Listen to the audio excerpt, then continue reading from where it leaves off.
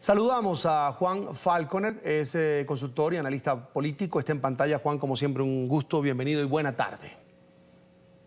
Carlos, un fuerte saludo para ti, toda la gente que nos escucha en estos momentos, siempre un gran placer. Agonizando la reforma política que adelantaba el gobierno de Gustavo Petro en el Senado de la República de Colombia, se intentan cambiar las reglas de juego, pero como escuchábamos allí, a algunos de los senadores que han reaccionado a esta propuesta negativamente, por supuesto, o rechazándola, dicen pues ya no hay tiempo, no es conveniente cambiar las reglas del juego. Juan, te dejo el análisis.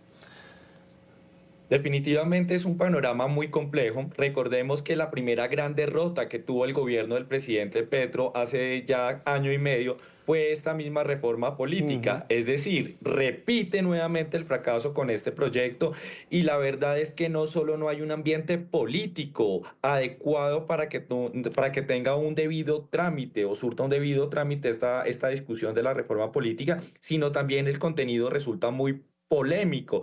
Es decir, es una reforma que implica mucho más costos para el proceso electoral. También abre la puerta al transfugismo para que los congresistas puedan cambiar de partido 4 meses antes de las elecciones sin perder su curul. También se está hablando de convocar unas primarias antes de las elecciones, lo cual sería muy oneroso. También acaba los grupos significativos de ciudadanos y también limita en gran medida la financiación estatal en contraposición a la financiación privada. Es decir, no da unas respuestas de fondo esta reforma política. El presidente ha maltratado a las corporaciones públicas, por eso hoy no lo estarían acompañando.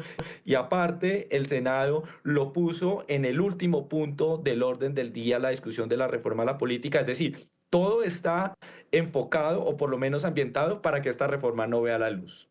Ahora, Juan, eliminar la financiación del Estado a los partidos políticos, a las organizaciones políticas, abre la puerta a que vengan dineros sucios. No es que no pase, pero se abre una puerta mucho más grande. No sé cómo lo ves tú.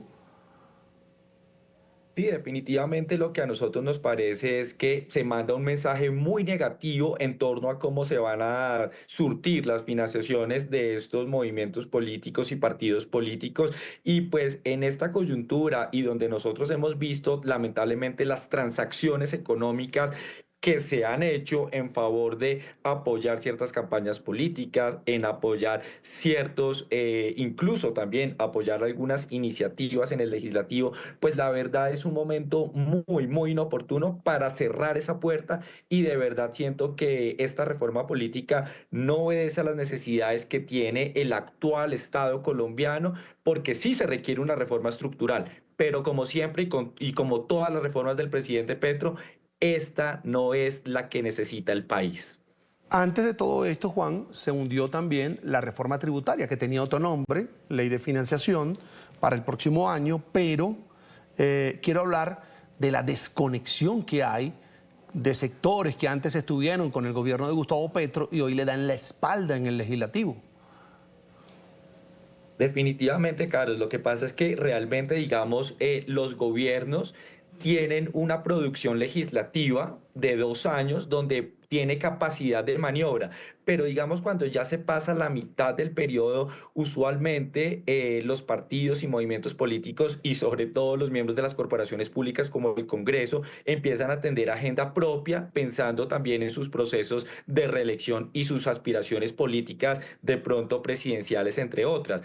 Entonces aquí uno empieza a ver que el gobierno ha llegado desgastado, que el gobierno ya no cuenta con esas mayorías arrasadoras con las que seguramente inició por lo menos en el primer año, y también el manejo político equivocado que ha tenido el presidente de la República. Basta con mirar los nombramientos, cómo ha maltratado las altas cortes, también cómo ha maltratado al Congreso de la República, entre muchas otras, pues eso ha afectado la posibilidad que tiene el gobierno para poder negociar, concertar y por lo menos intentar tramitar estas últimas reformas. Ya por lo menos vamos a entrar en un año 2025 donde se va a notar mucho la dinámica electoral pensando en el 2026, y siento que el gobierno se equivocó, el ministro Cristo se equivocó y aquí pues van a tener unos precios para pagar muy altos. Ahora, yo siento, Juan, que el presidente Gustavo Petro está molesto por lo que ha pasado a nivel legislativo, con las alianzas que tenía, con las personas que le han dado, o los senadores o congresistas que le han dado la espalda en los últimos meses, y siento como un resentimiento ahí del presidente que pudiéramos esperar algo incierto para el próximo año, el 2025, en lo político, es decir, un presidente decretando cosas, no sé. ¿Cómo ves tú ese 2025 con Gustavo Petro molesto porque no le han dado el espaldarazo en el legislativo?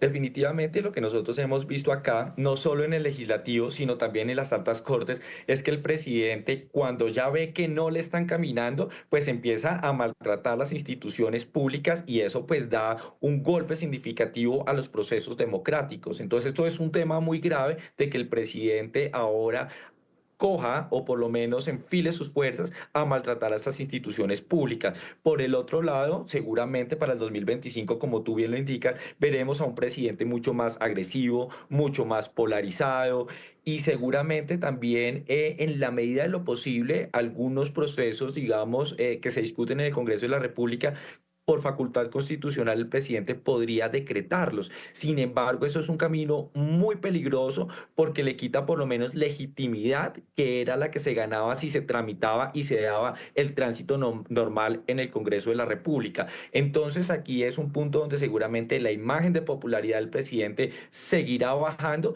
y la capacidad de gobernabilidad pues se va a ver muy reducida. Veremos a un presidente seguramente muy golpeado para el 2025 y con unas fuerzas políticas que definitivamente ya no lo querrán seguir acompañando. Juan, quiero retomar el tema de la posibilidad de que se cambien las reglas del juego para que el presidente Gustavo Petro pueda aspirar a quedarse en la Casa de Nariño por un periodo más, tal vez. No está permitida la reelección en Colombia. ¿Hay tiempo en esta recta final, esta mitad de mandato que le queda al presidente Petro para hacer algo? ¿Alguna vía tiene el presidente Petro para reformar eso y volverse a presentar como candidato presidencial? Definitivamente no. Los términos, por ejemplo, para hacer una reforma constitucional ya no le darían.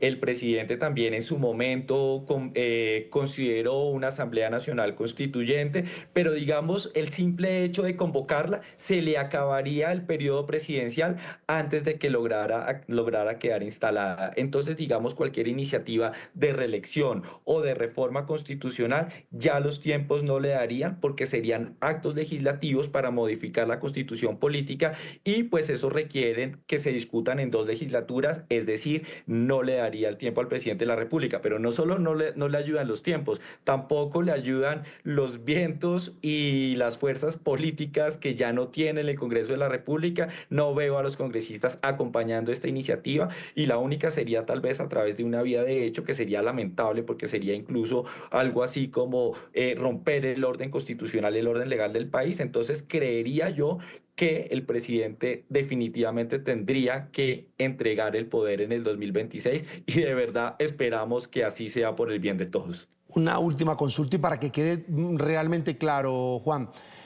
Por ejemplo, si el presidente convoca a un referéndum consultivo, es decir, al pueblo para que se manifieste por una razón u otra, en este caso esa, si quieren o no que el presidente pueda presentarse nuevamente a la reelección, ¿eso es posible o no es posible? Que convoque a ese referéndum, aunque no tenga el efecto de que se haga ley eso y se ejecute como tal. Pues es que la verdad, para poder convocar el referendo, el presidente también necesitaría el favor del Congreso de la República. Es decir, es muy difícil de que en estos momentos algún mecanismo constitucional, en estos momentos el referendo, pues digamos, también es otro de los tres mecanismos que considera la Constitución política para hacer la modificación.